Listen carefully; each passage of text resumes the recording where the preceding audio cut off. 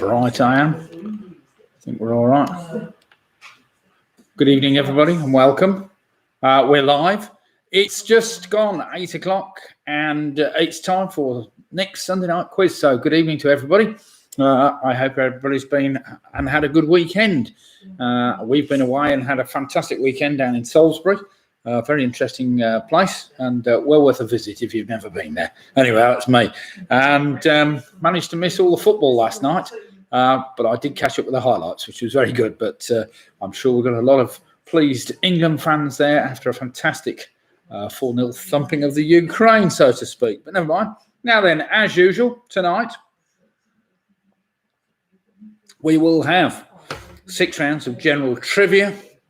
6 rounds of general trivia to keep us going. Let's see who's online so far. We've got Squeaky Pop. They've just joined us. So good evening, Neil and Tracy. I hope you're well and raring to do battle tonight. Mick and Bev have just joined us. Mick and Bev online. So good evening, Mick. I hope you got home all right today and I've had a great weekend as we did. Kevin's just joined us. He's saying evening all from the Rugby Rotary Club of Rugby. So good evening to all my friends in Rotary. I hope you're all keeping well and raring to get back to face-to-face meetings very soon. With that in mind, of course, I have now knocked the Wednesday night quizzes on the head. I'm very sorry about that. That's basically because we are starting a new quiz at the Alexandra Arms, which starts this Thursday. That is Thursday, the whatever it is. I don't know. What's Thursday night, Andrew? Is it the 9th? Never mind. I'm sure it is the 9th, actually, when I think about it, but never mind. At 8:30. So if you're interested in doing a pub quiz on a Thursday night in the centre of town, do come and join us. We've had quite a bit of interest so far. Let's see whether we can get it going and off the ground, but we'll see. Anyway, Mike's just joined us. So good evening to you, Mike. I hope you're keeping well, and you'll have to let me know whether you've got a full team or you're on your own tonight. Andrew's just joined us from the Weak Links, so he's saying good evening, everybody. So good evening to Anne and Andrew. So January Andrew. So I hope you're keeping well and raring to get back again to do some quizzes in the pub. George is just saying, hey, Nick, happy weekend to you. Well, cheers to you, George. And he's having a good one, he says knowingly. Yes, as for the Sunday night quiz, we're going to run the Sunday night quiz all the way until the end of July, the end of this month, when hopefully, all things being equal, we should be able to revert back to the Sunday night quiz at the Victoria in Rugby, which will be hosted by myself, and you're all welcome to come back and join us for that quiz, which was always very popular.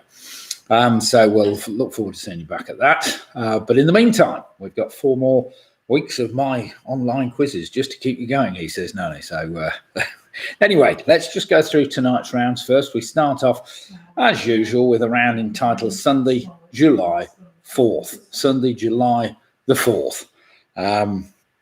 We take the initial letters of each of those letters and or numbers, and that'll be the initial letter of your answer. Round number 2 is a little bit different. This is a mystery 1 to 10 round, where one of your answers will be 10 letters long, one will be 9 letters long, one will be 8 letters long. You get the idea. The thing is, I don't tell you what order they're in. So if you end up with 2 7-letter words, obviously one of them is wrong. So mystery 1 to 10, that's round number 2. Round number 3 tonight. We brought back the trusty old trivia trail, where the last letter of the first answer is the first letter of the next answer, until we get to number 10, when the last letter of number 10 is the first letter of number 1. So that's straightforward trivia trail. Round number 4 tonight is entitled Connections. I normally give you 9 general knowledge questions. I think that's what it is tonight. And question number 10 asks for a connection between the previous 9 answers.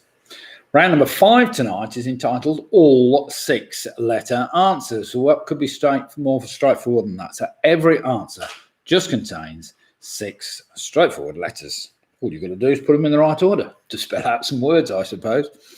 And finally, round number 6 tonight is just general trivia. General trivia, not too hard tonight. I trust the general trivia. So I think if you're in a winning position going into the last round, you should be all right. Now, Penny's just joined us, as have Dave and Anne Anderson. So, well, in fact, Dave and Anne and Ilya Maisie have also joined us. So good evening to you. And I hope you're all keeping well. Had a good weekend. I don't know whether many of you had storms today. We've had a fantastic weekend in Salisbury. It's been a little bit overcast, but it's been warm. It's been very pleasant. We did a lot of walking yesterday. But today the heavens have opened and we're on our way back up south to north. Yes, they did open once or twice, but never mind. And then we've got some very sharp showers tonight, or we had this afternoon. Anyway, PRS are just signing in. So good evening to PRS. I hope you're keeping well, Matt, and raring to do battle again tonight. Now then, let me just run through last week's winners. Although they counted it wrong in the last round, gave themselves 51 points. They did correct themselves to 61 points, which won last week's quiz. It was, of course, the Teasers. Managed a fantastic 61 points. So well played to the Teasers. I'm sure they'll be joining us in a little while and signing in. In second place was Carol Green from sunny Cornwall on 60.5 points. We also had split the difference, and PRS managed a fantastic 60 points with Graham and Jane Gifford on a fantastic 58. Then we had Team UK, USA doing remarkably well, 56 points. Mick and Bev and the Rugby Rotary Club on a fantastic 55 points. We then had Michelle, Charlie and James on 53.5. We had Pick and Mix on 53, Mike Yates 52.5. We had Squeaky Bob and the Ridgeways both on 52 with Pinky and Perky on 51. We had Chris Pickard on 50 with David and Anderson. And then we had Jed and Tracy, 49. We had Sarah, Russ, James and Joe. In fact, well, without Joe that night on 48.5 with the Weak Links on 48 points. So great scores last week, and thanks everybody for taking part. Well, let's see. We've had the Teasers have just joined us. So Clive and Janet with the Teasers. Hi all. We've just had rain, but sunny now. Well, it's very overcast here. Well, I don't think we're going to have any sun this evening, but never mind. Got some dark skies today. Carol saying Cornish Tigers here, present and correct. So come on then, Carol, 60.5 last week, just half a point behind the Teasers. Let's see whether you can pip them tonight. We'll see. Now tonight, I am trying a new beer. We popped in. I had to charge the car up on the way back, so we just popped into Oldie in Cirencester and picked up some double hopped Citra IPA. From South Down Brewing, so we'll be testing that in a minute. In the meantime, I am drinking some Brewdog because that was the first one that came out of my fridge. So Brewdog Punk IPA. Now, what is everybody else on tonight? I hope you've got your drinks ready and your crisps and things to hand or whatever. Now, wasn't it a fantastic day yesterday for the football? I wonder how many of you watched that. It was funny because we went into Witherspoons in Salisbury and, of course, they don't have television showing the football. So we were sat there quietly when suddenly it popped up on the news that we were 1-0 up on the BBC News. So we all got to know the score, even though we weren't watching it, but never mind.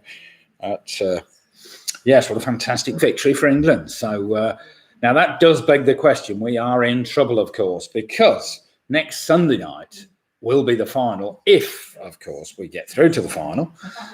So that begs the question. I've got the feeling that quizzing next Sunday night might be a problem. So I'll put the feelers out. I think what's going to happen is something like this. If we get knocked out on Wednesday, we will have a Sunday quiz next week. If, however, we manage to beat Denmark, which we should really, then I think we're going to have to knock next Sunday's quiz on the head because, of course, the England game starts Sunday evening at 8 o'clock, as far as I'm aware, unless anybody wants to correct me on that. And I think it'd be a bit of a dead loss, and I'm sure a lot of you will want to watch it anyway. So let's take it as read that there won't be a quiz next Sunday night. There will be the following week, simply because of the football. And I got the feeling a lot of you will want to watch the England, especially if they're in the final. So there we go. Trish and the Ridgeways says, signing in, no Anthony night tonight, but joined by Neil and Katie from Hove. Excellent. Well, welcome, Neil and Katie. I hope you're both keeping well. Sunny Hove. I wonder what the weather's like down there. You'll have to let me know. Jill's just joined us. So good evening, Jill. Steve, it's great to see you back online doing the quiz. They're saying hi, Nick. Mick Roberts has just cracked some plum porter tonight. So well done, Mick. I hope you enjoy that. Carol saying good for Gareth Southgate. Yes, good for him. Michelle saying Charlie, Michelle and James all ready to go. So we will see. Now then, let me just run through those rounds again. We've only got a few minutes before we kick off, so I'll explain what we're doing. We're starting off tonight. Round number 1 is entitled Sunday, July the 4th, spelled with a 4 and a T and an H, of course. Round number 2 is entitled a mystery letter round. It's a 1 to 10 round whereby one of your answers will be 10 letters long, one of your answers will be 1 letter long, and all the other answers will be somewhere in between. The thing is, I don't tell you what order they're in, so you've got to not only work the order out, but if you end up with 2 with the same number of letters, you've got something wrong. Round number 3 will be a very straightforward trivia trial, a very straightforward trivia trial where the last letter of your first answer is the first letter of the next answer, and so on and so forth. Round number 4 is a connections round, where basically there are 9 general knowledge questions, where question 10 asks for a connection between the previous 9 answers.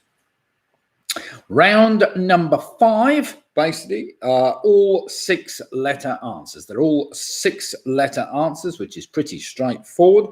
I needn't explain that any further. And finally, we will have some general trivia just to polish the evening off. So wait a minute, I've just had Clive and Janet the teasers wonder how many living rooms had soggy dripping ceilings last night. Yes, well, you had some really bad rain last night, actually. We had a little bit in Salisbury overnight. I'm not sure what it was like up in Rugby or elsewhere in the country, but yes, there were some bad storms about. Martin Davison, order restored. The weak links receiving from Yelvertoft and Dunchurch. Well, that's excellent news, Martin. Back home at last, eh? Footy Fox 86 have just joined us. Good evening, all, they're saying. Good evening to you. Jed and Tracy, good evening, all. Jed and Tracy checking in from a very wet and stormy Burton, so just north of Rugby. At the moment, the storm seems to have passed over Rugby. We've still got waves of kind of grey, cloudy sky, but nothing much more. It's not that dark at the moment. Graham Jane Gifford had just joined us, so the Giffords are signing in after a magnificent performance last week. 58 points they managed last week. Let's see whether they can top that tonight, especially as we've got Upper Toft and Middle Toft both playing tonight's games. So I wonder what's the weather like in Cambridge. You'll have to let me know. Right, with just a few minutes to go, let me just run through last week's winners, which I've already done, but some of you have joined us later. So last week, after putting 51 down, they corrected their score to 61 points. The teasers ran out winners by half a point. They pipped Carol Green, who managed a fantastic 60.5 points. Split the difference, and PRS also were there or thereabouts. Both teams scored a fantastic 60 points. And then we had Graham and Jane Gifford on 58. We had Team UK, USA, who did very well last week, 56 points with Mick and Bev, and the Rotary Club of Rugby, both on 55 points. Charlie, James and Michelle managed a fantastic creditable 53.5 with Pick and Mix on 53 and Mike Yates on 52.5 points. Then we had Squeaky Bob and the Ridgeways on 52 with Pinky and Perky on 51. The Yorkies on 50.5. And we had David and Anderson, Chris Pickard on 50. Jed and Trace were on 49 with Sarah, Russ, James and Joe, without Joe, on 48.5 points. Weak links on 48. So there were kind of last week's scores. We've just had, yes, James just said we've dry at the moment, a few heavy showers this afternoon, and Sarah's just saying hi, Nick. So hi, Sarah, I hope you've got your full team out tonight. So we've got James and Joe in the team tonight, or any of them skiving off, you'll have to let me know. Now, as I mentioned earlier, if it transpires that England get through to the final, which will be held next Sunday at 8 in the evening, I will not be doing a quiz because obviously I don't think most of you will want me to do a quiz. So we'll knock the quiz on the head next Sunday night if we qualify, obviously on Wednesday. If, on the other hand, we don't qualify, I will do a commiseration quiz, which we'll have to do, unless some of you want to watch the final anyway. I don't know, but we'll see. Right, Peter's just joined us, so good evening, Peter. And the gang from the famous 5 minus 2. So it's 5 minus 2, so that must be the famous 3 tonight. Good evening to you. Now then, first round tonight, as I mentioned, will be entitled, I just need to get it up on my screen, some general trivia. We have 10 general knowledge questions, of course. No, we don't. I've got 13 questions in round 1. And of course, they spell out the word Sunday, the word July, and then a 4 followed by the TH. So it's Sunday, July, 4TH. Carol's just saying, basically damp morning, sunny afternoon, cloudy but warm evening here in Cornwall. Yes, it's been quite mild, I have to say. It's not been cold weather at all. But yeah, it's been some big storms about today, lots of rain. Ian's just joined us with his bottle of Shiraz. Good evening, Ian. I hope you're all right. No IPA tonight, then back on the Shiraz. That's what I like to see. Right, it's 2015. It's just clicked over, so it's time to start the quiz. So here we go then. Round number 1. I hope you're all logged on. I hope you've all got your beer and your nibbles to hand, so to speak, and your team members on the other end of your phones or Zooms or whatever else you may have. So question 1 is quite interesting, talking about Zoom. Question number 1, starting with the letter S, of course, first released in the August of 2003 and subsequently bought by Microsoft in May 2011 for $8.5 billion. What is an instant messaging app that provides online text message and video chat services? So question 1, first released in the August of 2003 and subsequently bought by Microsoft in the May of 2011 for $8.5 billion. What is an instant messaging app that provides online text message and video chat services? They really should have developed it a little bit further, I suppose. I don't know. That starts with the letter S, of course.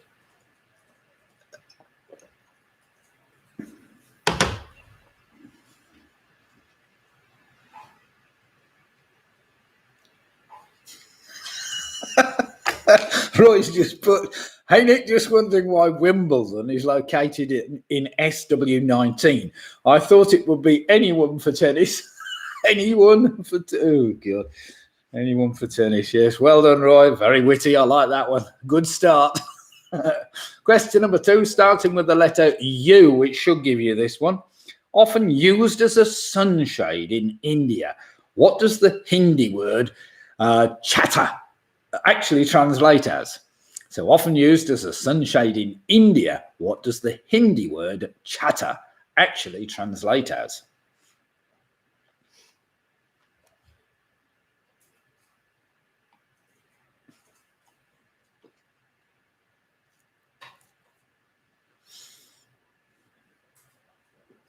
Question number 3, starting with the letter N, remember, ranked the world's largest.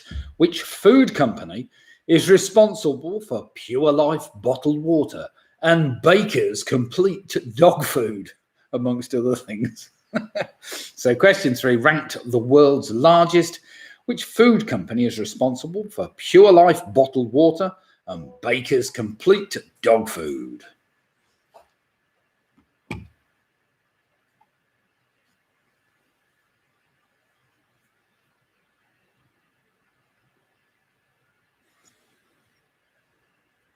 Question number 4 is a 2-word answer, starting with the letter D. It's not too testing, I'm sure. With the first name Francis and born in 1958, who won gold medals at the Olympic Games of 1980 and 1984 and broke the world record for the event 4 times? I presume he broke his own world record. So question number 4 again. With the first name Francis and born in 1958, who won gold medals at the Olympic Games in 1980 and 1984 and broke the world record for the event 4 times? It's a 2-word answer, starting with the letter D.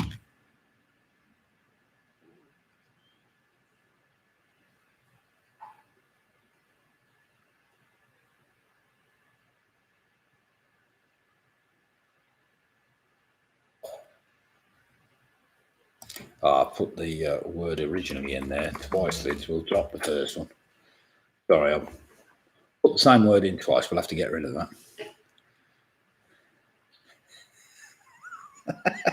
Robin's just put, I assume you keep your chatter in a chatterbox. Yeah, everybody's talking about it.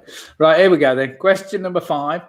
What road, which connected Dover via London to Wroxeter, was originally known as Watling Street by the Romans?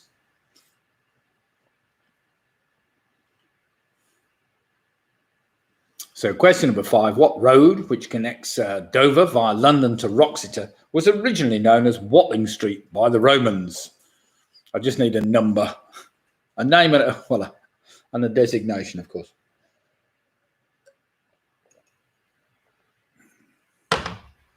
God, that's a bit daft, that question, but never mind. Question number 6, starting with the letter Y. What is a dice game made by Milton Bradley, now owned by Hasbro? The object is to score points by rolling 5 dice to make certain combinations. Good game by any standard. So what is a dice game made by Milton Bradley, who are now owned by Hasbro?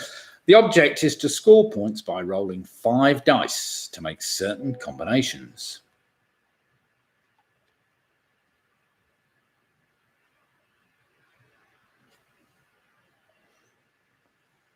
Question number 7 starts with the letter J. It's for all the slightly older ladies, I think, this one, but never mind. Perhaps that's a bit sexist, you'll see. What was the one-word title of a weekly British comic for girls published by Fleetway in London from 1974 to 1981, when it then merged with Tammy? So what was the one-word title of a weekly British comic for girls published by Fleetway in London from 1974 to 1981, when it then merged with Tammy?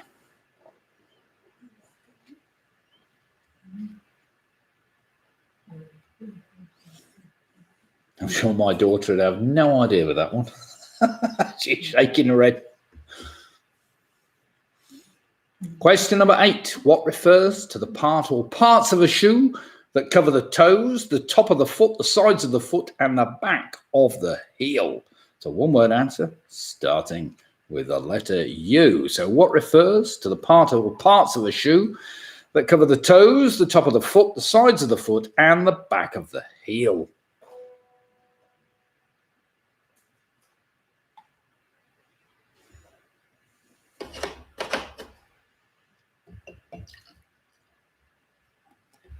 Question number 9.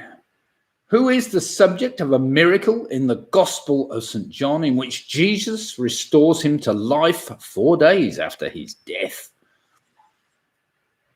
So question number 9. Who is the subject of a miracle in the Gospel of St. John in which Jesus restores him to life 4 days after his death?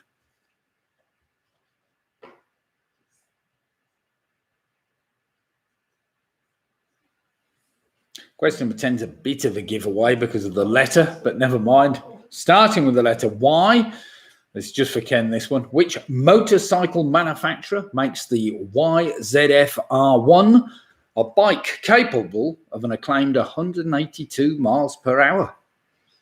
Not that I'd want to be doing that on a motorbike. So question number 10, which motorbike manufacturer makes the YZF R1?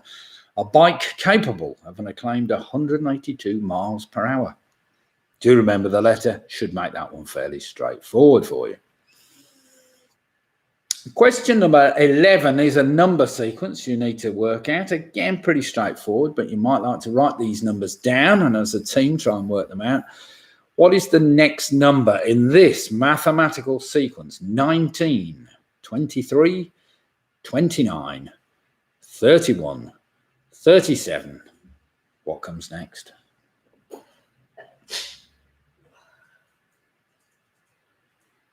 So what is the next number in this mathematical sequence? 19, 23, 29, 31, 37. And do remember it's got to start with a number 4, of course.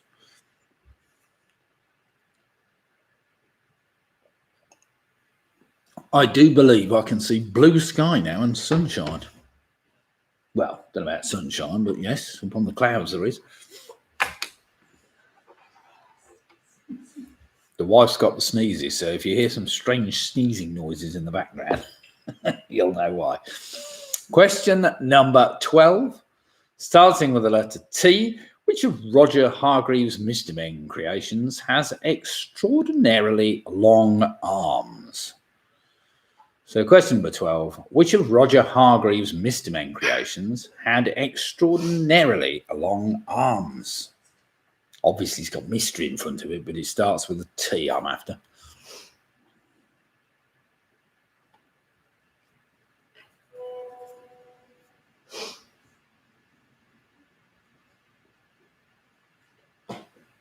And finally, question 13, starting with the letter H. What is by far the largest of all flatfish? It can grow to lengths of 4 meters or more and is available mostly in steaks, fillets, and cutlets. So question 13 again, what is by far the largest of all the flatfish? It can grow to lengths of 4 meters or more. That's massive.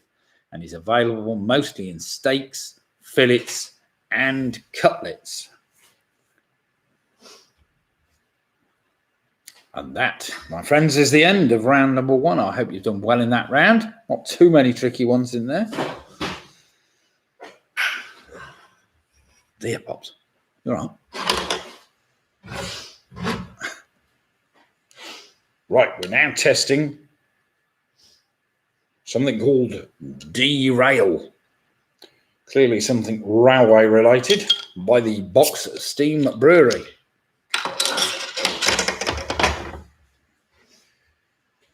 Apparently it's a heroic, refreshing IPA. Whatever a heroic one is, I have no idea, but never mind. Right, everybody, should we do some marking after round 1, see how I've all fared? So pens down. I'm sure all you teams have done pretty well on this one. So question number 1, that online text messaging and video chat services basically was Skype. Question number 2, I was after an umbrella, of course. That's what you keep in your chatterbox, is an umbrella. Question number 3, rank the world's largest. Of course, I was after Nestle. Question number 4, starting with a D, was Daley Thompson. He broke his own world record numerous times. Number 5 was the A5, which is now known as Watling Street. Not quite sure what the Romans called it. I said they called it Watling Street. I'm not sure they did. Probably call it Street. Question number 6 was Yahtzee. Question number 7, that girls' magazine was called Ginty. Well done if you got Ginty. Number 8, what refers to the part of the shoe that covers the top of the foot, the sides of the foot, the back of the heels. That's the upper. Number 9 was better known as Lazarus, of course, raised from the dead. That motorcycle manufacturer was Yamaha. Number 11, they're all prime numbers, so the next one in the sequence was 41. Mr. Roger Hargreaves, his extraordinarily long-armed creation was Mr. Tickle. And finally, 13, of course, is the halibut. The halibut, by far the largest of all the flatfish, is the halibut. Ian's just put Ukraine having to melt down like this bad since 1986. Well, it's one of those.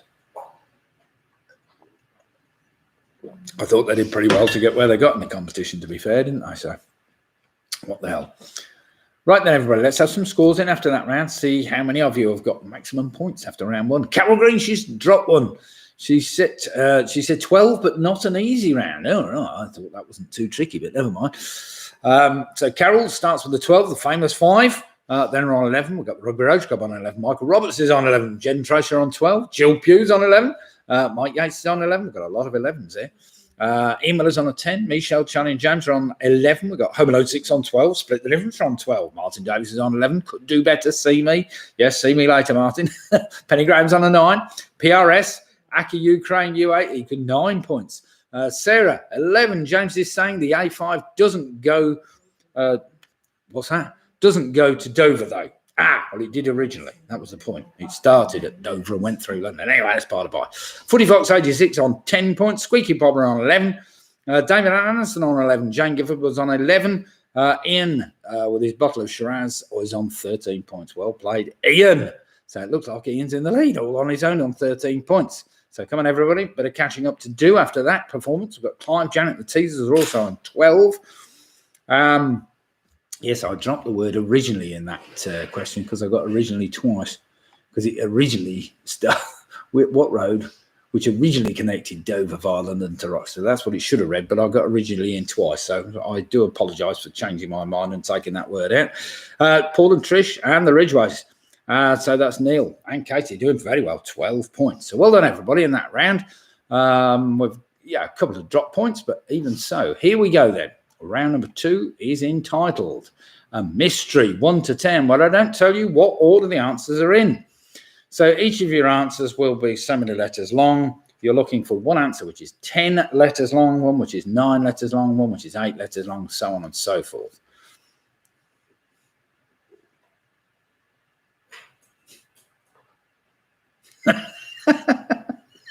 Mr. Tickle's fiance refused to marry him as she didn't want to take his surname.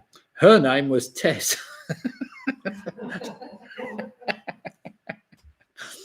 Tess, will you take Mr. Tickle to Oh dear. Right, here we go then. Question number 1. This is one for Ian Miller. He knows one or two of these things. What name is given to describe an adult female hedgehog? So one word answer, obviously, but how many letters long?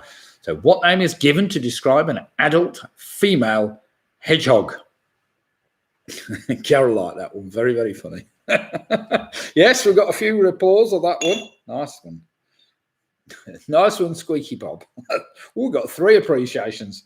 Yes, that's a good one. So when Roy posts a joke or when Squeaky Bob, you can put whether you like it or not. We can have a thumbs up or whatever. See who can score the most on the joke of the night. Right, question number 2. What name can be given to a giant online retailer or a large South American river? Not too testing, I'm sure, that one. So what name can be given to a giant online retailer or a large South American river? Right, we're trying the derailed ale now. See what this is like.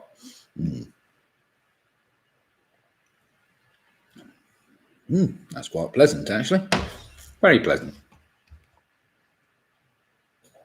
Question number 3. The extinct flightless bird, the dodo, was native to which island east of Madagascar in the Indian Ocean? So question 3 again. The extinct flightless bird, the dodo, was native to which island east of Madagascar in the Indian Ocean? Good ocean by any standards. I should know. I've flown over it many times. And I've sailed in it. And I've swum in it. It's a good ocean.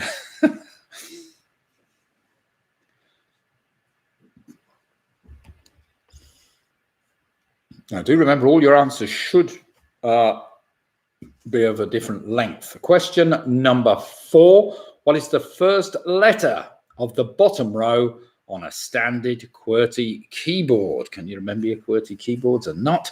So what is the first letter of the bottom row on a standard QWERTY keyboard? Of course, if you're doing it on a keyboard, it gives it away rather, doesn't it? But never mind.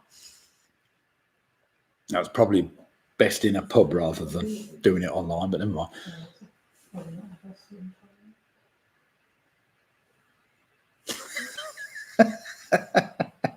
Robin said you flew over the island, which is more than the dodo ever did. Oh dear.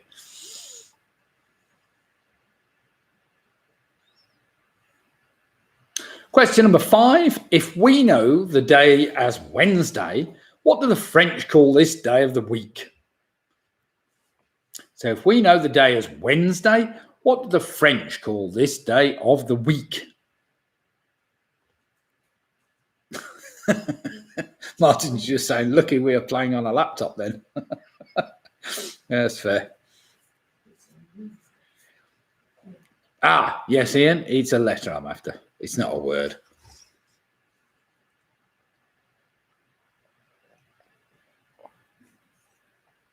Yeah, we could give marks out of 10 for jokes, I suppose.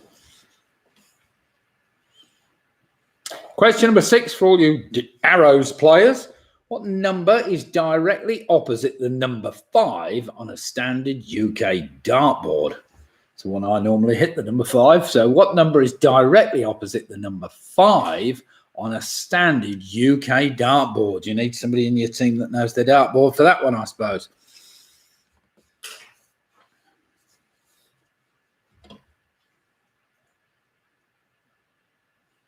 Just to help you?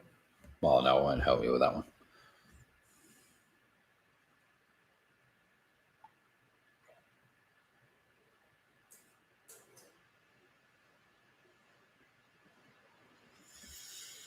Question number 7 is a beer-related question for all you people that like your ale. In which village in Oxfordshire might you find a traditional Victorian tower brewery? It is thought that commercial brewing started there in 1856.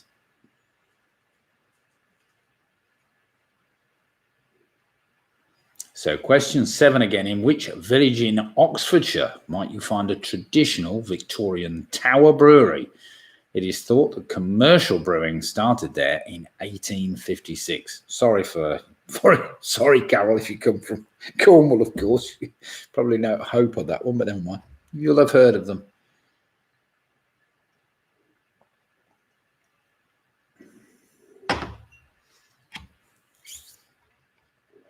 And I know a lot of people have actually visited the place, so there we have it. Question number 8.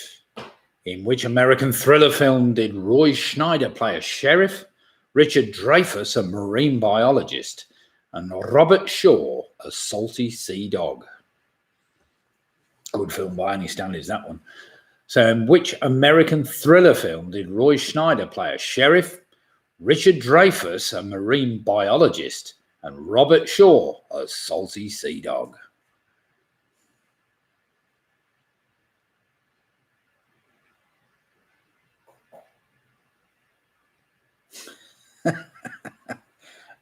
Woof.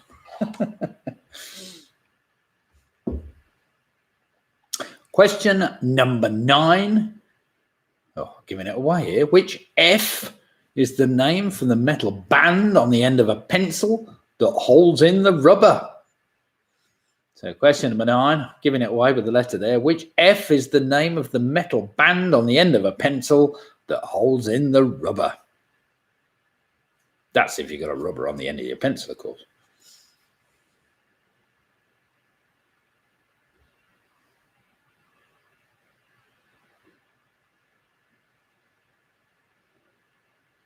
And finally, question number 10, one for you to work out. What one word can precede the words up and charge and go after the word book? So question number 10, what one word can precede the words up and charge and go after book?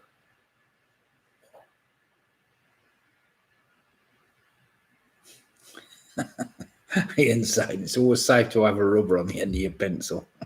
Well, that's probably true, actually, Ian.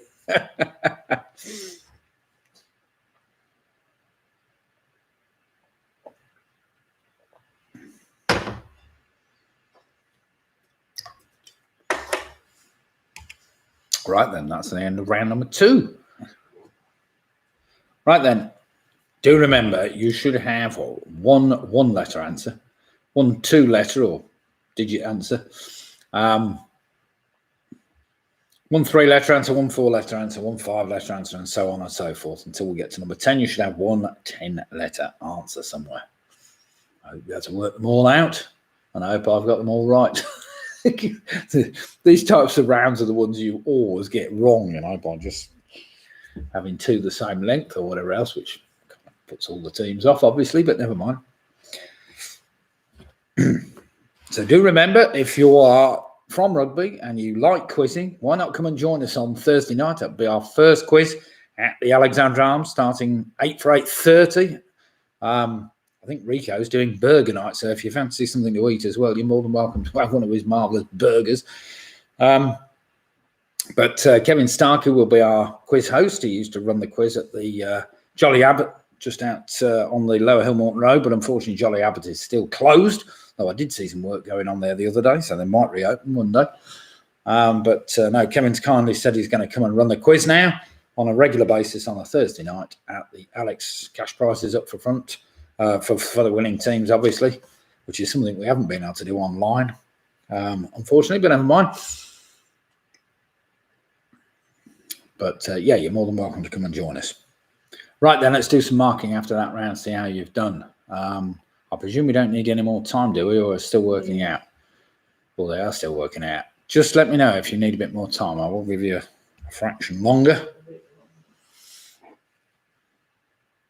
Now, I have mentioned twice before about the football next week. Final is at 8 o'clock next Sunday night, so we won't be doing the quiz next Sunday unless England are knocked out, of course. But I expect most of you will still want to watch the final anyway, will you? Maybe not.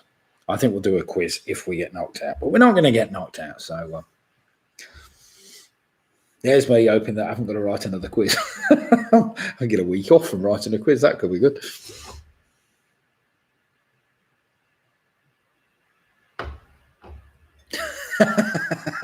Here's just put, my wife always used to enjoy a cigarette after sex. Anyway, she gave up not long after we got married. Oh dear.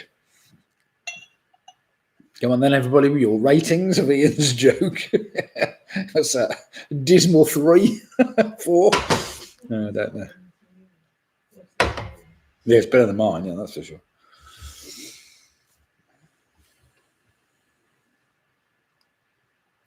Right, nobody else has put anything else down.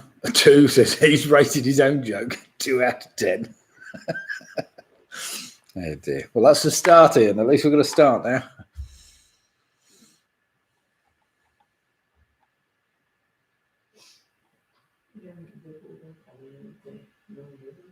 Might have done.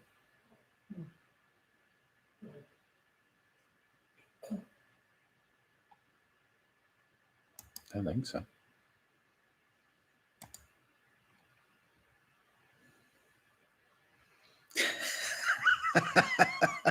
Robin's put, I assume you leant out of the plane window, daunting the poor dodo. Oh dear. Look at me, I can fly. Oh dear. I think it was probably 30,000 feet in the air at the time, Robin. He wouldn't have heard me. And as you know, you can't open the planes, you can't open the windows on planes unless you're very brave.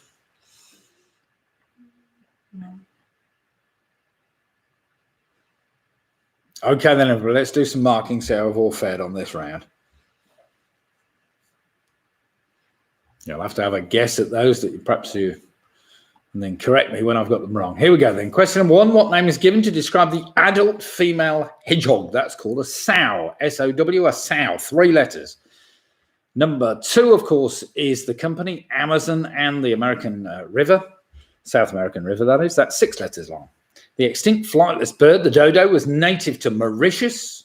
That, of course, is a 9-letter answer. Number 4, the single letter I wanted from the bottom row of the QWERTY keyboard was a Z. That, of course, is a 1-letter answer. Number 5, if we know the day of the week is Wednesday, what the French call it, that's mercredi, which is an 8-letter answer. Number 6, what number is directly opposite the number 5 on a standard UK dartboard? That's the number 17. So that's your 2-digit answer. Number 7, in which English village or village in Oxfordshire might you find a traditional Tower brewery? That, of course, is Hook Norton. That's your 10-letter answer. Hook Norton Brewery. Number 8, I was after the film Jaws. That's your 4-letter answer. Number 9, the F, the name of the metal band at the end of the pencil that holds the rubber in, is called a ferrule. That's a 7-letter answer. And final number 10, what one word can precede the words up and charge and go after book? That's cover. A book cover, cover up, and cover charge. That's your 5-letter answer. So well done if you got that. Right then, everybody, let's have some scores in after that round. See how you fared. Lydia's putting some more lighting on. We're going into darkness.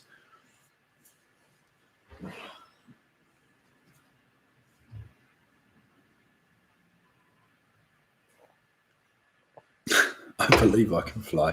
Right, the weekly PRS moved on to 19 points. We've got the weak links on 21 points, doing very well tonight. Clive Janet, the teasers are on 22 points. We've got Ian Miller on 18 points. Jed and Tracy are on 22 points.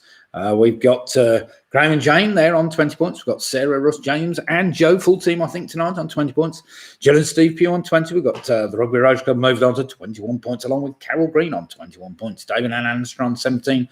Michelle, Charlie, and James are on 21 points. We've got 40 Fox 86 on 17. Squeaky Bob are on 18. We've got Home Alone 6, 22 points. Penny Graham's on 16. We've got Trish, Neil, Katie and Paul on 21 points. We've got Ian, his bottle of Shiraz. He's added 9 to his score, 22 points. Mick Roberts on 20 points. We've got the famous 5 on 20 points. And Chris Meads and Split the Difference also on 20 points. All very close. as we go into round number 3, which is a straightforward trivia trail, where the last letter of your first answer is the first letter of the next answer until we get to number 10, where the last letter of number 10 is the first letter of number 1. Mike Yates has just come in with 18 points. Well done, Mike. And what were you struggling on that one? What was it? The last one. Oh. Right then, question number 1 is a 2-word answer. I'm after 2-word answer. I hope you know your football. With an iconic mock Tudor facade, what is a football stadium in the English city of Portsmouth? It has been the home of professional club Portsmouth FC since its construction in 1898. So with an iconic mock Tudor facade, what is a football stadium in the English city port of Portsmouth? It has been the home of professional club Portsmouth FC since its construction in 1898. But what do they call the football ground? Right, take the last letter of that answer, and it's the first letter of number 2. An integral part of the ancient Silk Road, what one word is a mountain pass connecting Afghanistan and Pakistan? It's also part of the title of the 6th Carry On film. So question number 2 again, an integral part of the ancient Silk Road. What one word is a mountain pass connecting Afghanistan and Pakistan?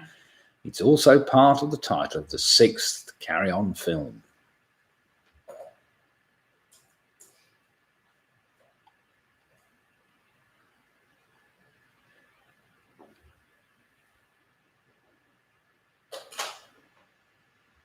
Question number 3, 1-word answer.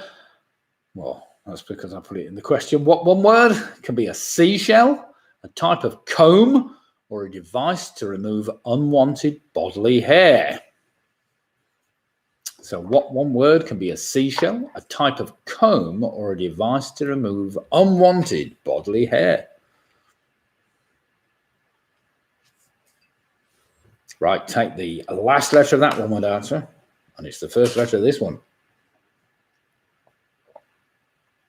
Question number 4, which colourless, odourless, radioactive gas can be a health hazard in certain areas of the United Kingdom as it is slowly released from the ground in certain hotspots?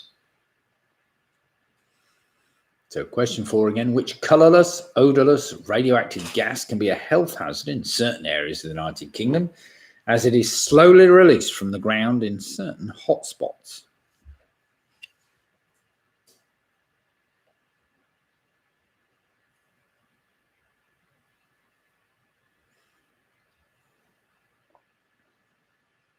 Right, take the last letter of that, yes, especially Cornwall.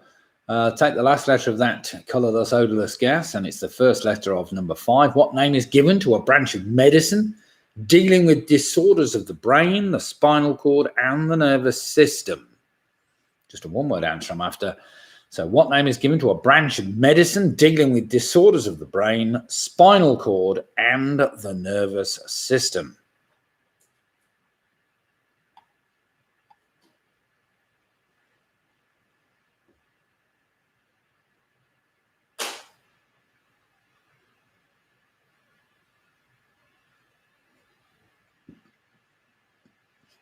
Question number 6. The Klondike Gold Rush was a migration of an estimated 100,000 prospectors to the Klondike region of which territory in northwestern Canada between 1896 and 1899? The famous gold rush, I suppose. So the Klondike Gold Rush was a migration by an estimated 100,000 prospectors to the Klondike region of which territory in northwestern Canada between 1896 and 1899?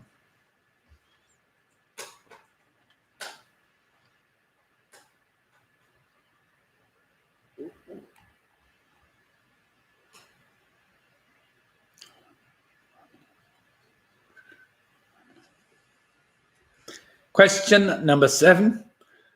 What was the first name of the Romanian Olympic gold medalist who, at the age of 14 during the 1976 Olympics in Montreal, became the first gymnast to be awarded a perfect score of 10? I only need her first name. So what was the first name of the Romanian Olympic gold medalist who, at the age of 14 during the 1976 Olympics in Montreal, became the first gymnast to be awarded a perfect score of 10?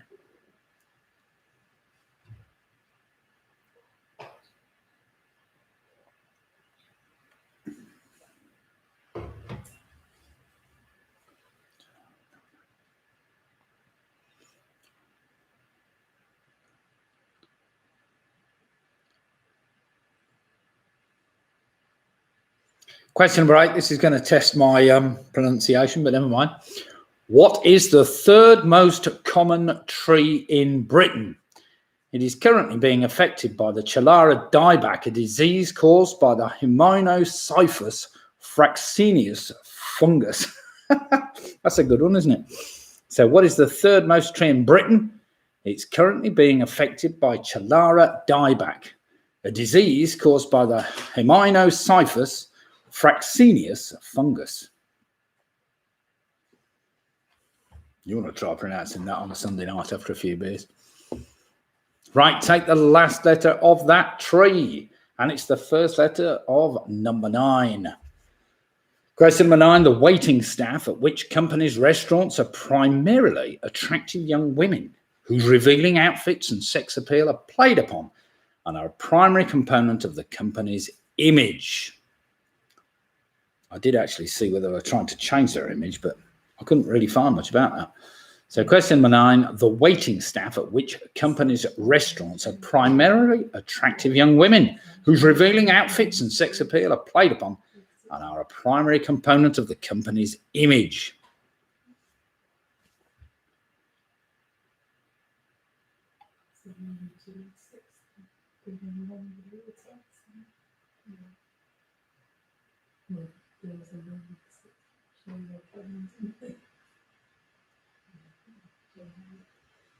And finally, question number 10, which will take you back to number 1, which remember was a 2-word answer, of course. What is a Russian dish of sautéed pieces of beef served in a sauce with sour cream? From its origins in the mid-19th century Russia, it has become popular around the world with considerable variation from the original recipe. It's just a 1-word answer I'm after. So what is a Russian dish of sautéed pieces of beef served in a sauce with sour cream? From its origins in mid-19th century Russia, it has become popular around the world with considerable variation from the original recipe. Yes, just drop the word that you probably wanted to put in front of it. We just need the second word. Now then, the last letter of that word, that Russian word, should take you back to number 1, which was a 2-word answer for the name of that football ground. Now, has everybody followed this round nicely? I hope you have. Not necessarily the easiest round, but there were plenty of clues in there, of course. It's always easiest if you know first and last letters. You work your way backwards.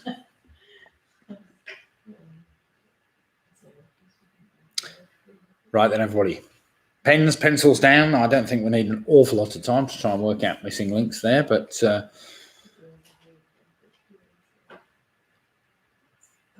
let's do some marking. Here we go then. The iconic mock Tudor facade, the football stadium I was after, was known as Fratton Park. Fratton Park, that gave you the K for the Khyber Pass. That gave you the R for a razor, of course, a razor shell, a razor comb, or a razor. That gave you the R in turn for that colourless, odourless, radioactive gas, radon. That gave you the N for neurology, of course, the study of disorders of the brain. That gave you the Y for the Yukon, where the Klondike Gold Rush started.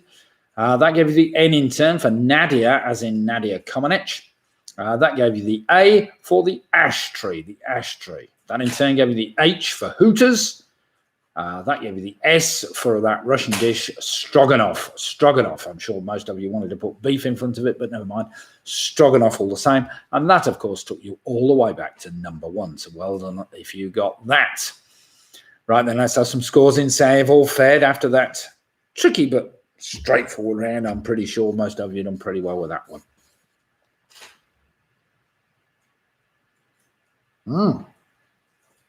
Rugby Rotary Club, or the Rotary Club of Rugby, 31 points. Fantastic score. Along with Carol Green, 31 points. Jen and Tracy, 32 points. David and Anderson, 27.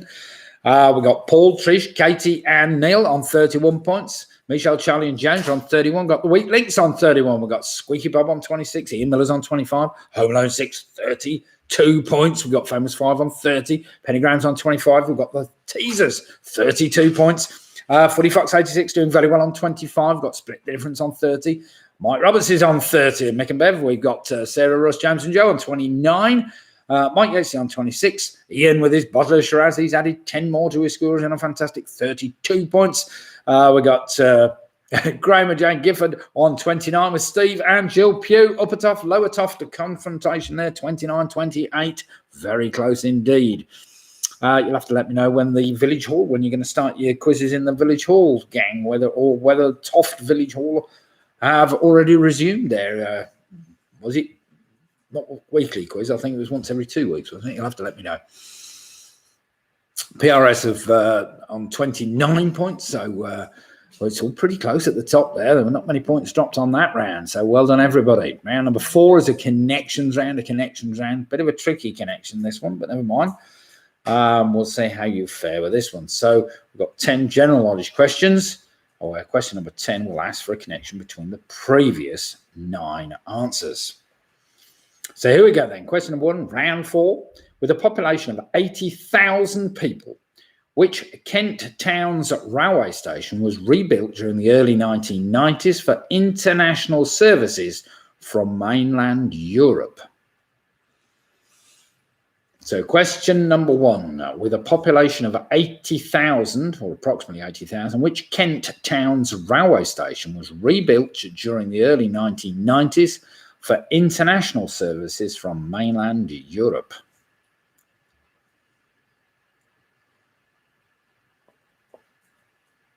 I've never actually been there, but I'm sure it's a good station by any standards. I know Robin Miller would definitely have been there.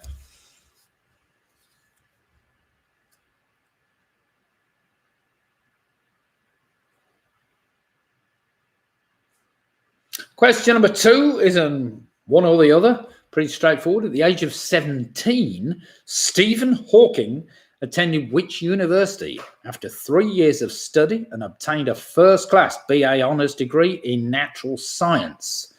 I'll give you the choice. Was it Oxford or was it Cambridge? I figured you'd been through it on your way, Robin, there. There you see, so I suppose instantaneously you've actually been there then, you know. So question number 2 again. At the age of 17, Stephen Hawking attended which university, where after 3 years of study, he obtained a first-class BA honours degree in natural science? I'll give you the choice. Was it Oxford University or was it Cambridge University?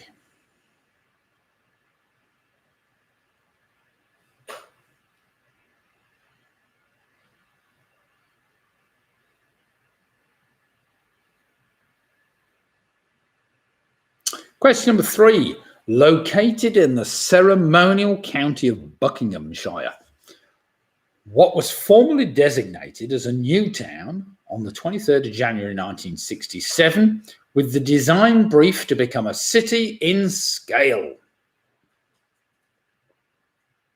So question number 3, located in the ceremonial county of Buckinghamshire, what was formerly designated as a new town on the 23rd of January 1967 with the design brief to become a city in scale?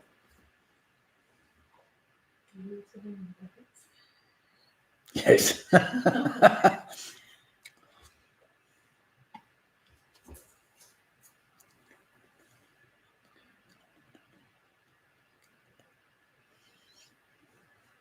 Question number 4. Camalodunum served as the provincial Roman capital of Britain, but was attacked and destroyed during Boudicca's rebellion of AD 61. What is the modern name for this town? So question 4 again. Camalodunum served as the provincial Roman capital of Britain, but was attacked and destroyed during Boudicca's rebellion of AD 61. What is the modern name for this town? I can see you thinking we've got a bit of a towny connection here.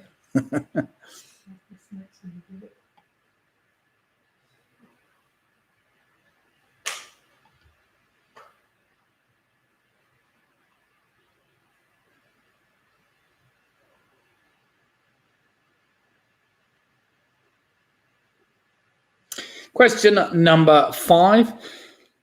In Hertfordshire, where he has a country estate, he is known as Jack. In London, he is known as Ernest. As a baby, Jack was discovered in a handbag in the cloakroom of Victoria Station by an old man who adopted him. But what is his adopted surname?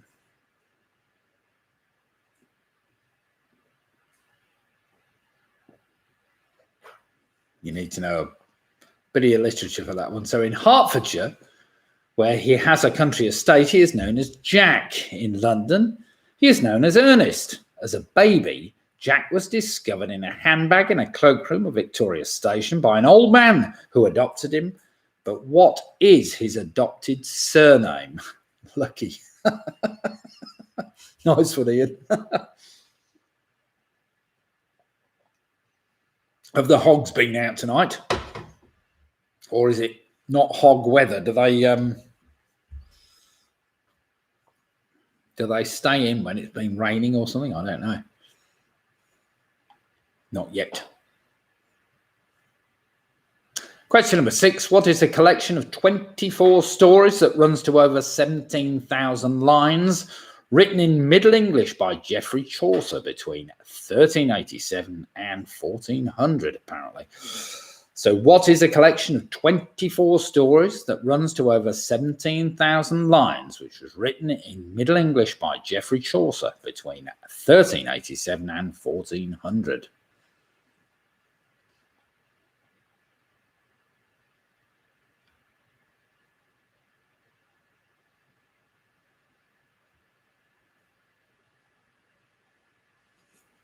Question number 7 is a bit of an anagram for you to work out. Deep Trifles.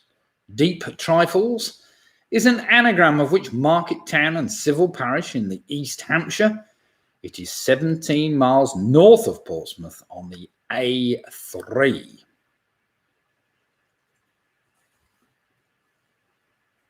So question number 7, Deep Trifles is an anagram of which market town and civil parish in the East Hampshire, in East, I don't know what I put in the East. In East Hampshire. It is 17 miles north of Portsmouth on the A3.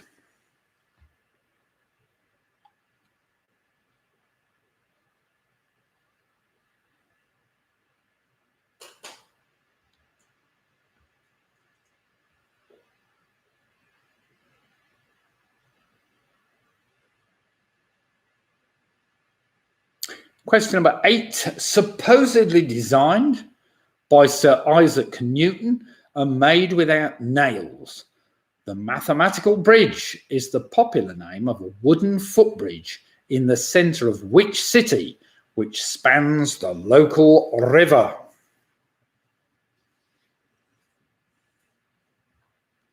So question 8 again, supposedly designed by Sir Isaac Newton and made without any nails. The mathematical bridge is the popular name of a wooden footbridge in the centre of which city, which spans the local river? Good bridge by any standards, that one is.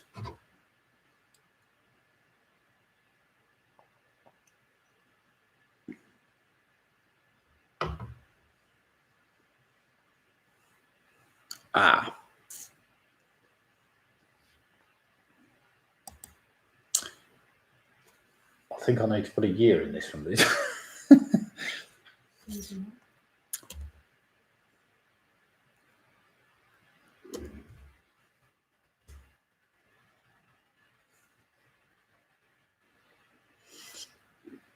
Listen carefully. Question number 9. Which Bedfordshire Racecourse hosts the Hennessy Gold Cup? In the April of 2019, the Queen was there celebrating her birthday, watching her horse call to mind win the Dubai duty-free spring trials. What a great name of a race that is. So, which Bedfordshire Racecourse hosts the Hennessy Gold Cup?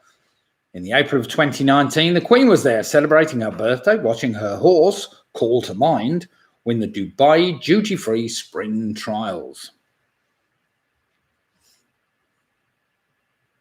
And finally, of course, question number 10, what is the connection between the previous 9 answers? So what is the connection between the previous 9 answers?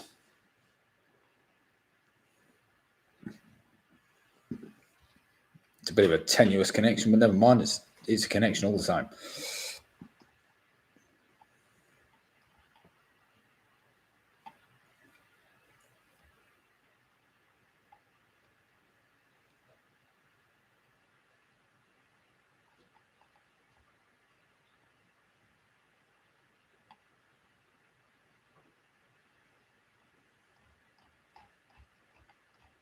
Right then, everybody, I hope you've all done well on that round. Some testing questions there, I know, especially the horse racing one, but never mind.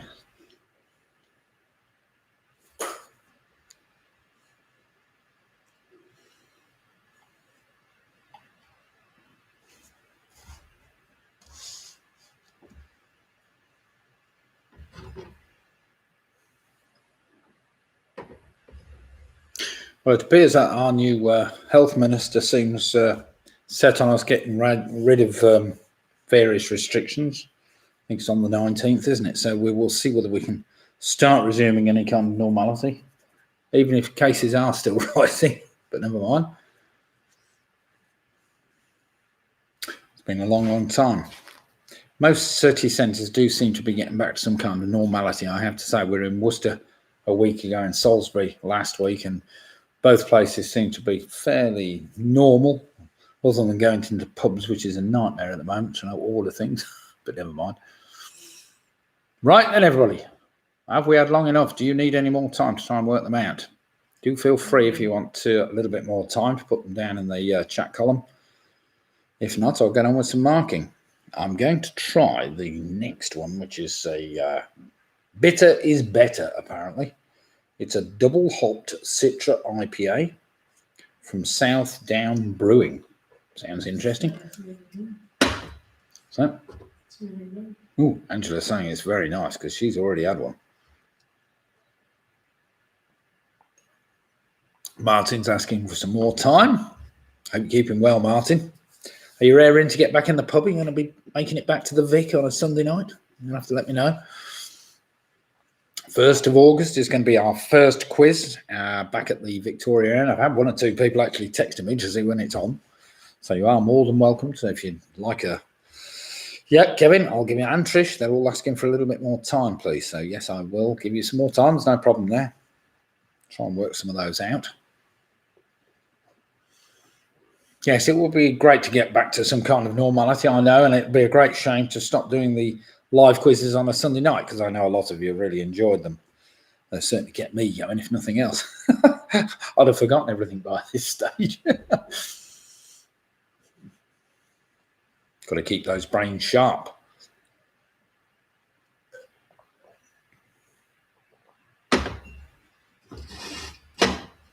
Yes, I intend starting the quiz at the Victoria Inn a little earlier than I did before. I used to start the quiz at 8:30, but I think on reflection I'm going to start it at 8 o'clock, which gives everybody a chance to get home, because obviously most people have got work in the morning.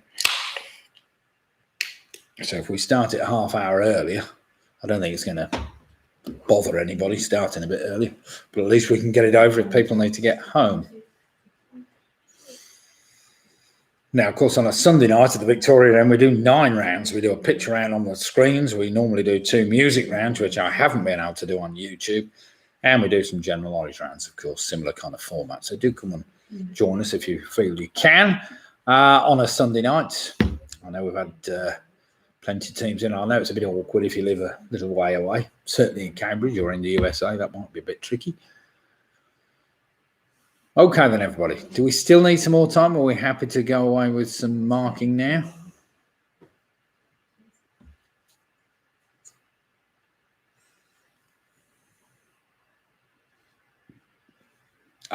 Chris is asking me, where did you buy it? I presume that means the beer. Sorry, that we bought this in Lidl's as we were charging the car up this afternoon.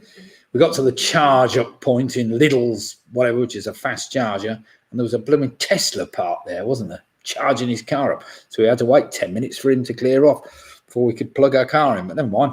Fast chargers really zap it in. Within about 20 minutes, we were back up and running with no problem. Right, here we go then, the connections round. Let's do some marking. With a population of 80,000, which Kent Town's railway station was rebuilt during the early 1990s for international services. That was Ashford in Kent. Question number 2. At the age of 17, Stephen Hawking attended which university, where after 3 years of study obtained a first-class BA honours degree? Well, his first university was Oxford. He went to Oxford. Number 3, located in the ceremonial county of Buckinghamshire, what was formerly designated a new town in 1967? That was Milton Keynes. Penny is saying she'll have to arrange a trip to rugby. You're more than welcome, Penny. We can put you up if needs be. Camalodunum served as the provincial capital of Britain. It was attacked and destroyed by Boudicca's rebellion in 61. Of course, the modern name for the town is Colchester. Number 5, in Hertfordshire, where he's known as country estate, he's known as Jack. It was Jack Worthing, of course. Jack Worthing. Well done if you got that. Number 6, I was after the Canterbury Tales. Number 7 was Petersfield. So Deep Trifles is an anagram of Petersfield, of course, in Hampshire. Number 8 was Cambridge, where the mathematical bridge is. Number 9 was Newbury, where the Hennessy Gold Cup is run each year.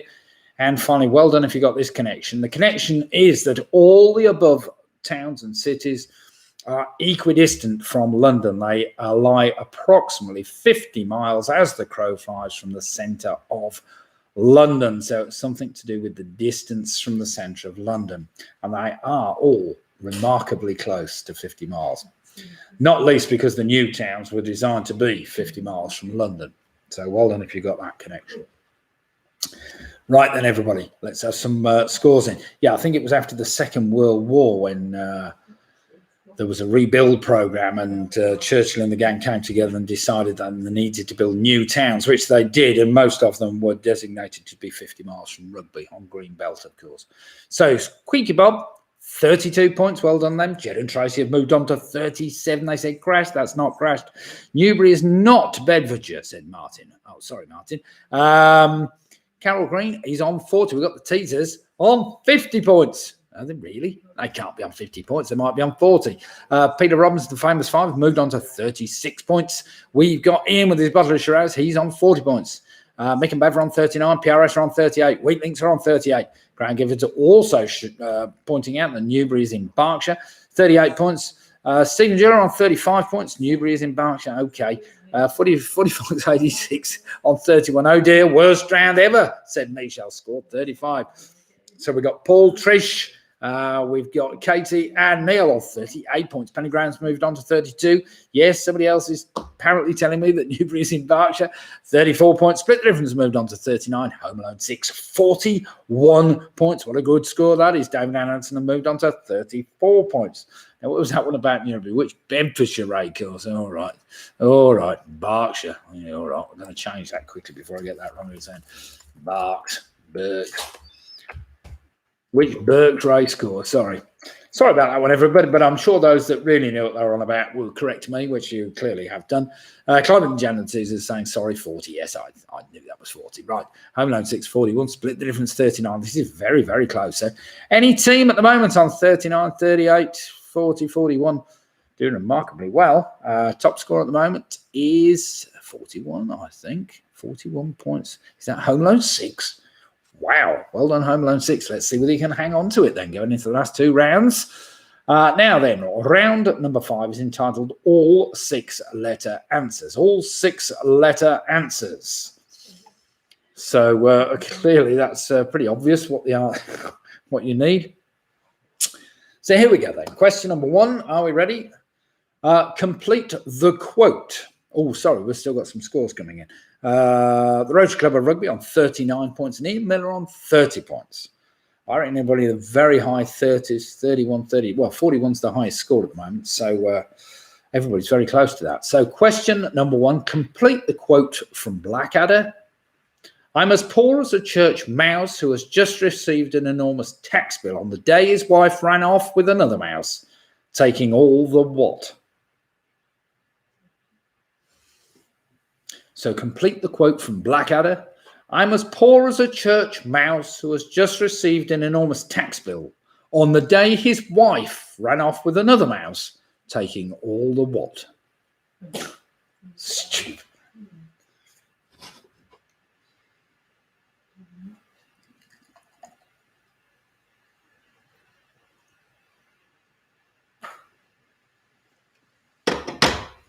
Question number 2, active in Alexandria during the reign of Ptolemy, which mathematician was known as the father of geometry? So active in Alexandria during the reign of Ptolemy, which mathematician was known as the father of geometry?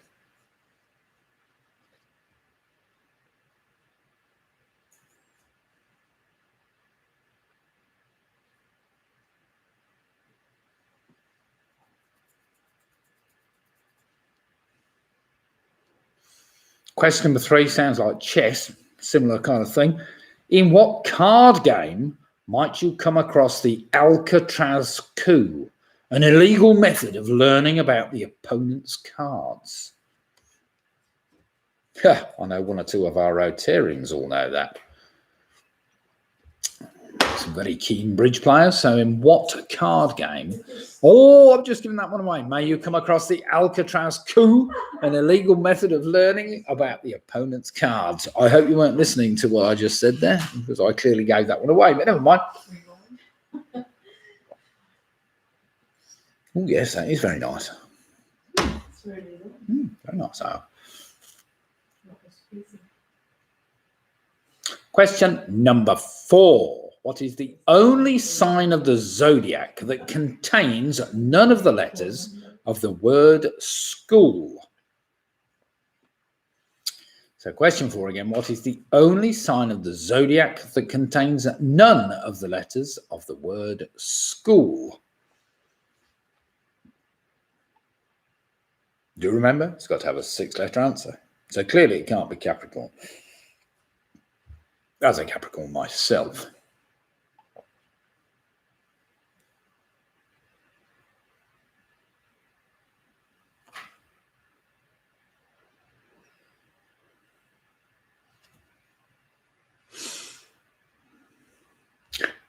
I sign.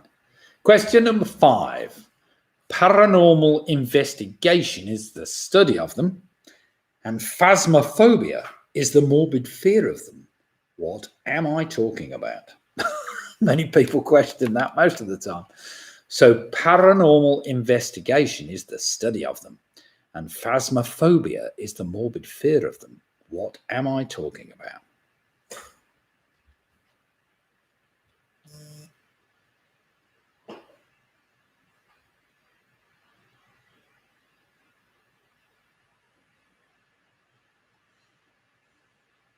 I'm not sure which one you're on about, Roy. You mean question 4 or 3? Can't be.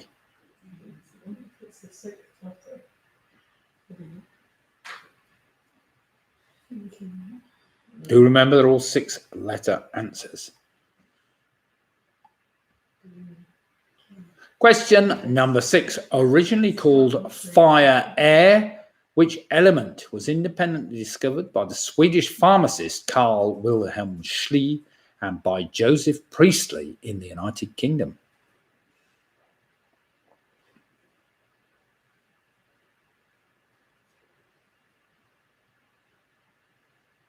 Oh, sorry. Question number 6 again. Originally called fire air, which element was independently discovered by the Swedish pharmacist Carl Wilhelm Schlee and by Joseph Priestley in the United Kingdom?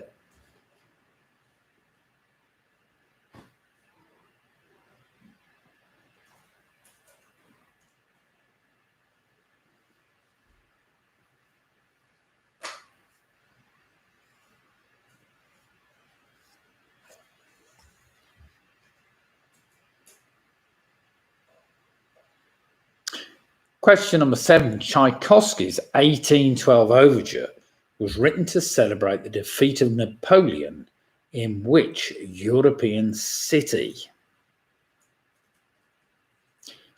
So question 7 again. Tchaikovsky's 1812 overture was written to celebrate the defeat of Napoleon in which European city?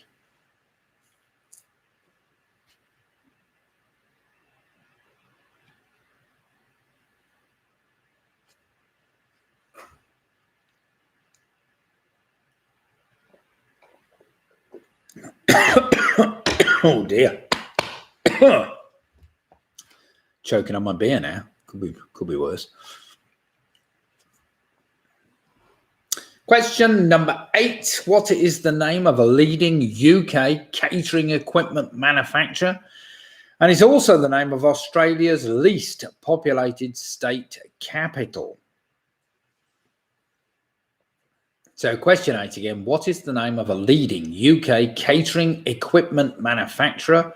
And is also the name of Australia's least populated state capital?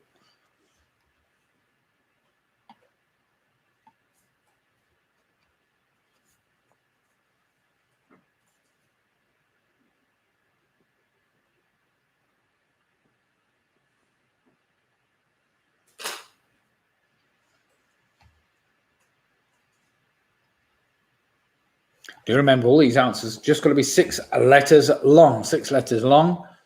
So question number 9 could be the hardest of the quiz. This one, initially referring to silk, linen, and fustian textiles imported to England in the 12th century. What name historically refers to a dealer of these fine materials?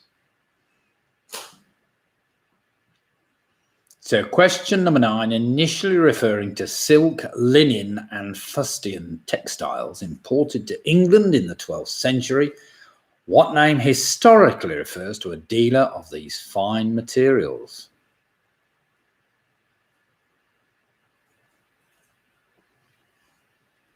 I had to look fustian up just to make sure I wasn't imagining that word.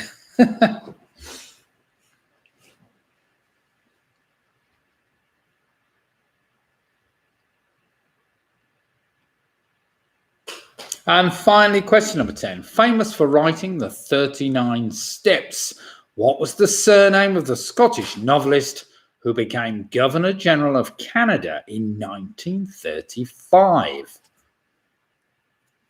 That's an interesting aside, isn't it? So famous for writing the 39 Steps, what was the surname of the Scottish novelist who became Governor General of Canada in 1935?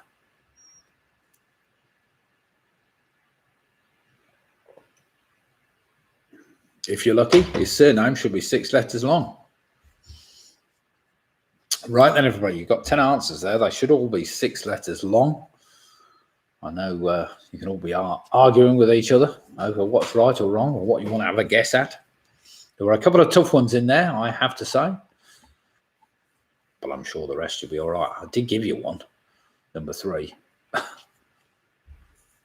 The Alcatraz coup. Not sure quite how it works, but never mind.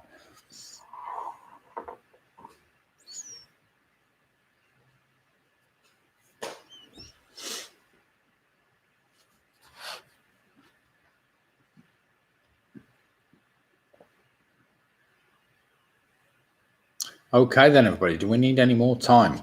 Just put in the chat column if you need a little bit longer to try and work them out. However, if you're happy to go ahead with some marking, we'll just mark them as we go.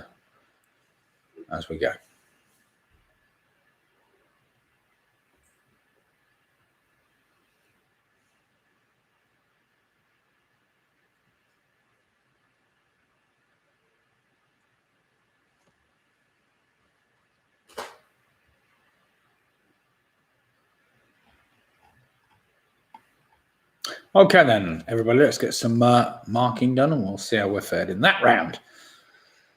Right, that quote from Blackadder, I'm as poor as a church mouse who has just received an enormous tax bill on the day. His wife ran off with another mouse taking all the cheese. I was after taking all the cheese. Number 2, active in Alexandria. Of course, I was after Euclid, that mathematician known as the father of geometry. Number 3, a game of bridge. I kind of gave that one away a bit. Number 4, the only sign of the zodiac that contains none of the letters of the word school is Gemini. Gemini. Number 5, paranormal investigations is the study of them, and phasmophobia is the morbid fear of them. Of course, that's ghosts. Something to do with ghosts. Number 6, Joseph Priestley, of course, independently discovered oxygen. Number 7, I was after Moscow, of course, where Tchaikovsky's 1812 Overture was written about. Number 8, what's the name of the leading UK catering company? That's called Hobart. Hobart mixers and things. They're commercial mixers for, I suppose, Sainsbury's and whatever else, big bakeries and whatever else. It's also the least populated state capital, Hobart. Number 9, initially referring to silk, linen and fustian imports. These people were called mercers. They were known as a mercer, somebody that deals in fine textiles. And finally, number 10 was John Buchan. I was after Buchan. So well done if you got that. Right, then I'm expecting some reasonable scores there. 1 or 2 people might have dropped a point, especially on the mercer, because I thought that was particularly tricky. Any old professions are difficult, but never mind. Like a Ferber. There's a good one.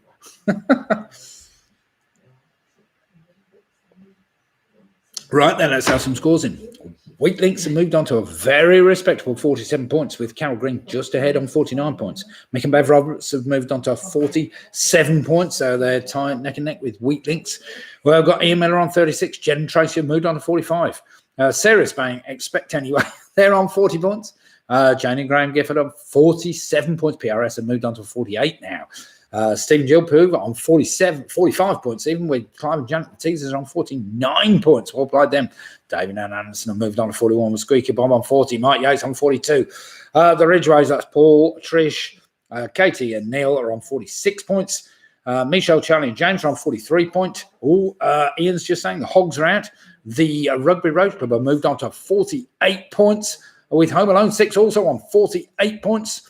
Famous 5 have moved on to 44 points with Penny Graham on 39. Split the difference have now moved on to 49 points. So well played them.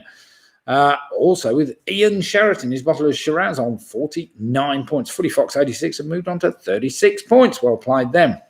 So it appears at the moment we have Ian, his bottle of Shiraz. We've got Split the Difference. We've got Home Alone 6, Rugby Rotary Club with the Teasers. And we've got, they're all blooming close, aren't they? We've got a number on 47. So 49 at the moment. We've got 3 teams. 3 teams on 39. We've got 3 or 4 teams on 48. So it's going to be very close going into the last round, which is a general trivia round. So eyes down, look in. Let's see how we fare in this round. Last round. This is for the glory. So here we go. First off is an anagram. It's a long anagram. You need to write this down. It's called Oboe, Hurricane, Storm, Injects Oven. I know it's a bit of a stupid thing, but never mind. Oboe, Hurricane, Storm, Injects Oven. And your clue is the official name of the furlough scheme, which is now being wound down. So Oboe, Hurricane, Storm, Injects Oven. And your clue is the official name of the furlough scheme, which is now being wound down. I'm sure you can work that one out. Some of you might know it straight away. Don't mind if I get it wrong.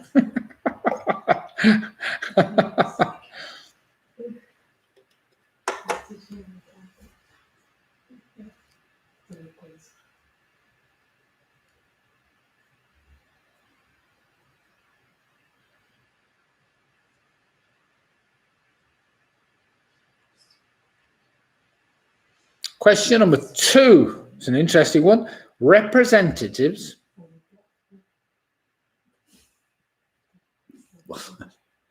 Oh, no, you'll get that one. Fairly straightforward, Michelle. Come on, work it out. I'm crap at anagrams.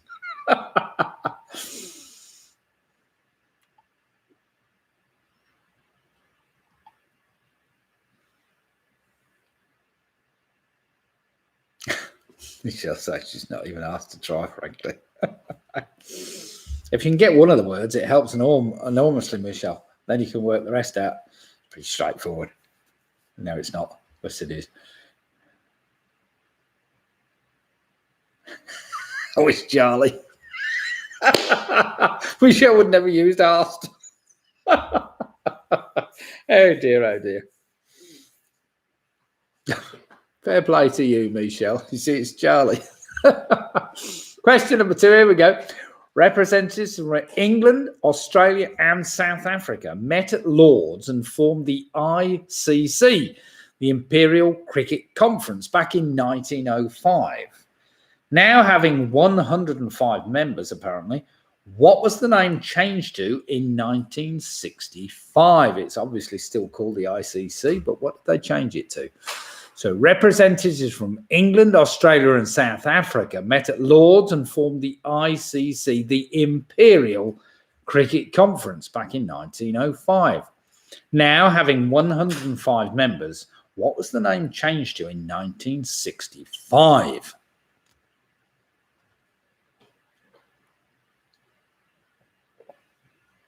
I'll give you a clue with that one. They only changed one of the names.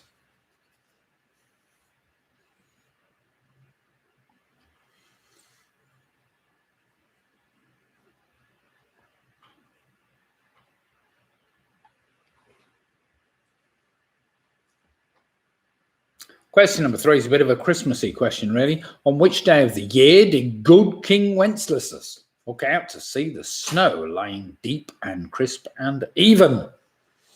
So on which day of the year did good King Wenceslas look out to see the snow laying deep and crisp and even?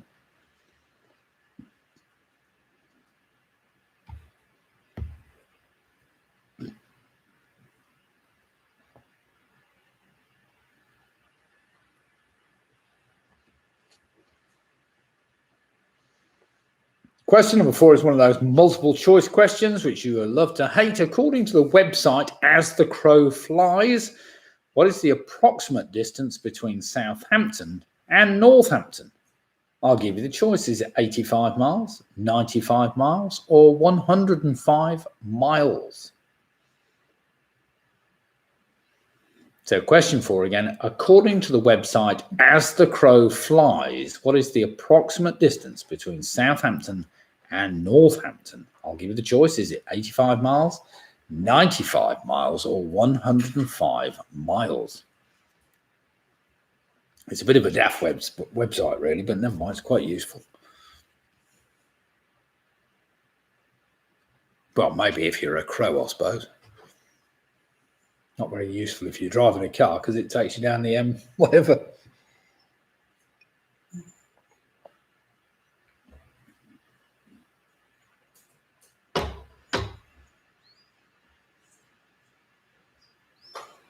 Question number 5. With the same name as a major French car manufacturer, what was the surname of the police captain played by Claude Rains, who starred in the 1941 film Casablanca? Good film by any standards. It was only on the other day. Mind you, it's probably on somewhere most days, but never mind. So question number 5, with the same name as a major French car manufacturer, what was the surname of the police captain played by Claude Rains, who starred in the 1941 film Casablanca?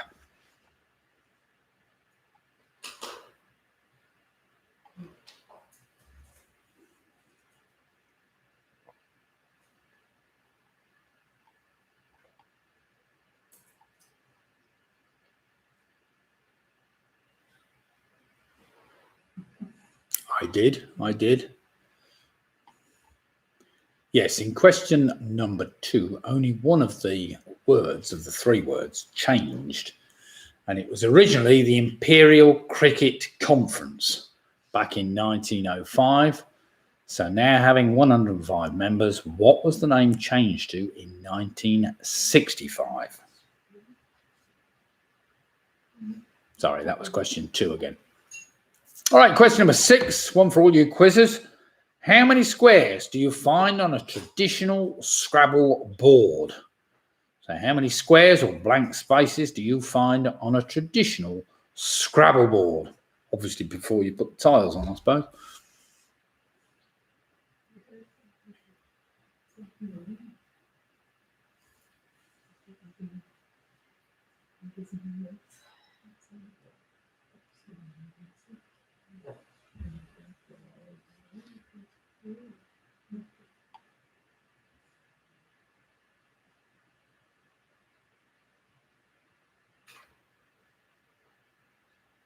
Question number 7, I'm sure most of you will get this.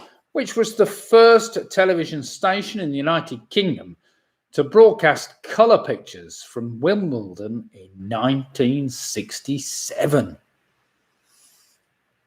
So question 7 again. Which was the first television station in the United Kingdom to broadcast colour pictures from Wimbledon in 1967?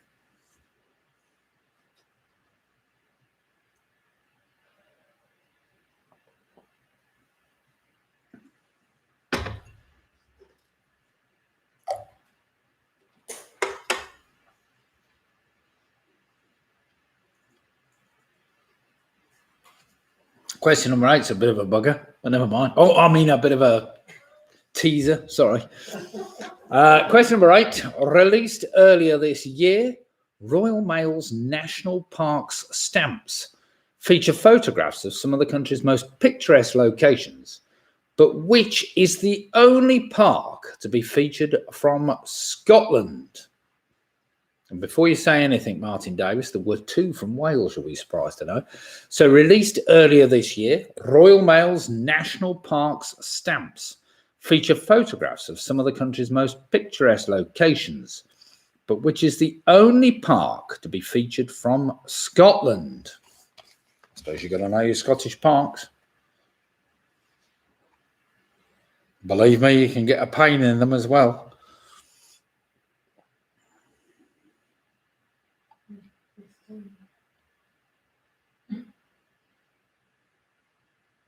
That's when you're cycling through them, of course. Sorry for people who didn't really understand that one.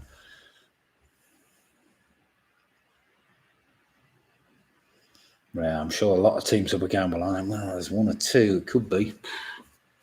Question number 9. Who is a Northern Irish actress well known for her television roles, including Catherine Maguire in Marcella, June Bamber in White House Farm, and Sam Ryan in Silent Witness?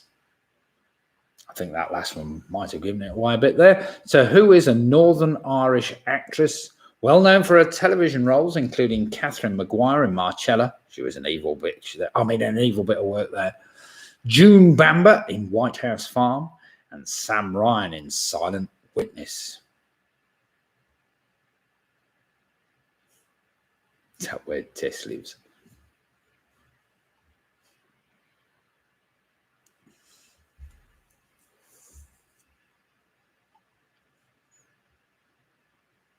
And finally, to finish you all off tonight and see where you've all come, in Jan Martel's 2001 physiological novel, Life of Pi, Piscine Molitor Patel, better known as Pi, survives 227 days after a shipwreck while stranded on a lifeboat in the Pacific Ocean with Richard Parker.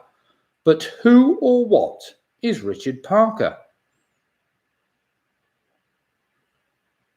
So question 10 again. In Jan Martel's 2001 physiological novel, Life of Pi, Piscine Molitor Patel, better known as Pi, survives 227 days after a shipwreck while stranded in a lifeboat in the Pacific Ocean with Richard Parker. But who or what is Richard Parker?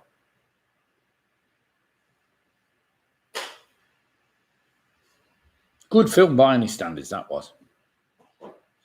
I'm sure the book was probably better, but I never read it. It's okay. It's easier to watch the film.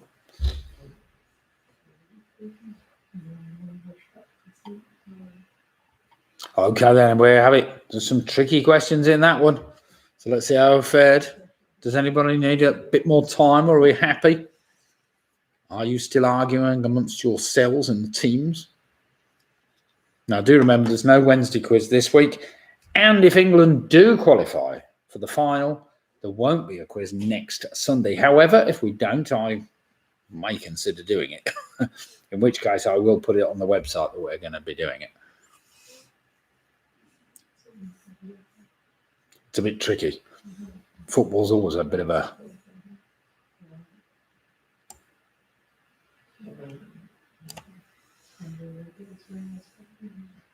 Okay then, everybody. Let's see how we've all fared after that round, and whether we managed to join, catch up or not, and whether Charlie's managed to work out the anagram, which I'm sure he has, really. Well, Michelle's probably worked it out for him.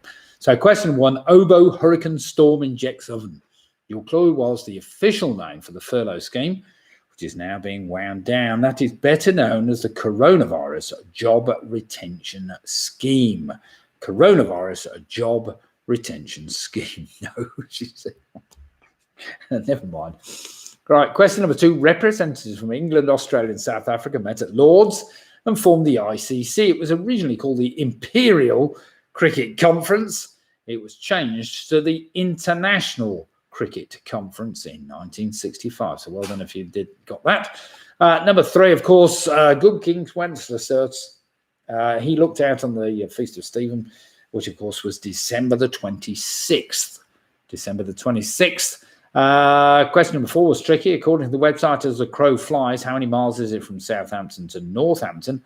That is 95 miles. Well done if you got that. Number 5, the name of that major car manufacturer under Claude Rains, his surname was Renault. Number 6, how many squares do you find on a traditional Scrabble board? Well, it's 15 by 15, which is 225 squares. Number 7, of course, it was BBC 2 that broadcast the first colour pictures from Wimbledon in 1967. Number 8, that was the trickiest of the lot. Released earlier this year, the Royal Mails National Park stamp. I wanted Loch Lomond and the Trossachs, of course. Now, I've cycled the Trossachs, and believe me, you can get a pain in the Trossachs cycling across them. So, Loch Lomond and the Trossachs, well done if you got that. Number 9 was Amanda Burton, and finally, number 10, of course, Richard Parker was, in fact, a Bengal tiger. Something to do with the tiger will do fine. So, well done if you got that. Loved Life of Pi, both book and film. Well, I had never actually read the book. I'm rather too lazy at reading books. I just watch films.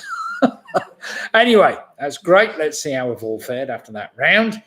It was a bit tricky, I have to say. A bit testing, but never mind. It might just have sorted a few teams out. But they were good general knowledge questions, those most of those.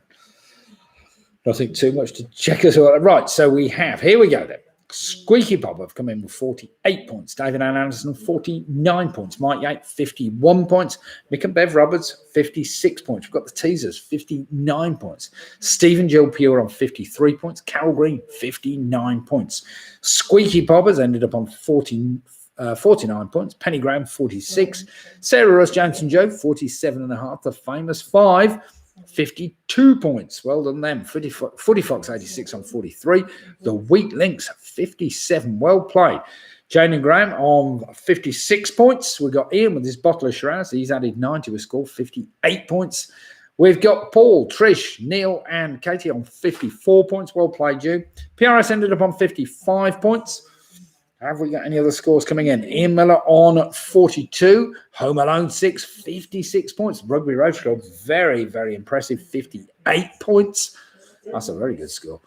Have we got any others coming in? Do I need anybody else's score? Well, in which case, it appears we have in first position, equal, on 59 points. It appears to be Clive and Janet the Teasers. Alongside Carol Green, both of the fantastic 59 points. Well played, you, especially out of 63 total. We've got split the difference also on 59 points. So well played. We've got 3 teams tied at the top on 59 points. The Rugby Rotary Club, they've managed a fantastic 58 points. We've also got Ian with his bottle of Shiraz, 58 points. And we mustn't take away some fantastic scores. We've got Weak Links 57 points. Graham and Jane on 56. We got PRS 55. Home Alone 6 on 56. There's been some great scores tonight. So well played, everybody, because I think any team that can get to the end of that and only drop 4 points have done very well. So anyway, let me just remind everybody, we will be doing a quiz at the Alexandra Arms starting for 8:30. So do come along and join us if you can this Thursday. If England don't qualify, I will try and do a quiz for next week. However, if they do qualify, I think it's a bit of a waste of time trying to do a quiz next Sunday night because it's exactly the same blooming time as the football. We can't all be watching both. In which case, I will do the following Sunday quiz. So just wait for my email and whatever else, and I'll let you know when we do it again. Anyway, it's good night from me. It's good night from Lydia. Thanks, everybody, for taking part tonight. It's been great fun. And thanks, Nick, Lydia. May or may not see you. See you indeed. We'll see. Anyway, cheers, Robin and the gang. Cheers, Mike. Cheers, Carol, Andrew, Ian, Jill, Steve, Clive, Janet, Squeaky Bob. Good night to all of you, and thank you so much for taking part. It's been great fun. Right, we're ending the stream now. And Penny, thank you. Cheers, all. Good night.